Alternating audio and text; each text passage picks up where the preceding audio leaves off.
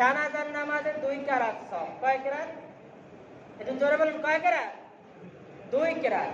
একটা হচ্ছে জানাজা 1 কেরাত, অপরটা হচ্ছে লাশ যদি কবরে রেখে মাটি দেয় সেখানে 1 কেরাত। তো 2 কেরাতের ফজিলত কি? 2 কেরাতের মর্তবা কতটুকু? নবীজি বলেন যে জানাজার নামাজ আদায় করলো সে 1 কেরাত সওয়াব পেল, মানে পৃথিবীর ভিতরে সবচেয়ে যে বড় পাহাড় উহুদ পাহাড় সমপরিমাণ সওয়াব তার আমলনামায় জমা হয়ে গেল।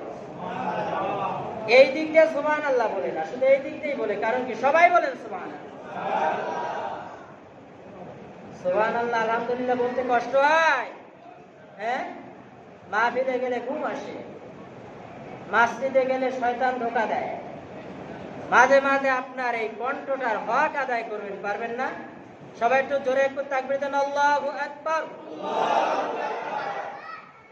আল্লাহু আকবার মানে কি? হ্যাঁ, আল্লাহ বড়। সবার বড় কে? আল্লাহ। আমি যে কথা বলতেছিলাম যে জানাজার নামাজ আদায় করলে 1 কেরাত সওয়াব আদায় হয়। আপনি যখন কবরে লাশ রাখার পরে মাটি দিবেন সেখানে আবার 1 কেরাত সওয়াব। সেই 1 কেরাত সমান আছে উহুদ পাহাড়। তাহলে আমরা জানাজার নামাজ কোনো জায়গায় যদি শুনি মানুষ মারা যায়, জানাজার নামাজে যাওয়াটা আপনি একজন মানুষ হিসেবে, মুসলমান হিসেবে আপনার উপর দায়িত্ব আসে কি আসে না? লিল মুমিনি আলাল মুমিনি সিদ্দু খিসাল ইয়াউদুহু ইযা মারিদা ওয়া ইয়াশহাদু ইযা মাতা ওয়া ইউজিবু ইযা দাআ ওয়া ইউসাল্লিমু আলাইহি ইযা লাকিয়াহু ওয়া ইউশাম্মিদু ইযা আতাসা ওয়া ইয়ানসাহু লাহু গাবা ওয়া শাহিদা মুত্তাফাকুন আলাইহি। নবীজি বলছেন যে এক মুসলমানের উপর অপর মুসলমানের 6টি দায়িত্ব রয়েছে। কয়টি দায়িত্ব? 6টি দায়িত্ব। মুসলমান হয়েছেন মানে অন্য মুসলমানের উপর আপনার দায়িত্ব আছে। কারণ আল মুসলিমু আখুল মুসলিম, এক মুসলমান আছে অপর মুসলমানের কি? আখি মানে ভাই। আপনি পথ চলতেছেন, হঠাৎ দেখেন জানাজা চলতেছে, আপনি কে মারা গেছে ওইটা জানার প্রয়োজন নাই, আপনি সাথে সাথে জানাজায় দাঁড়িয়ে যান।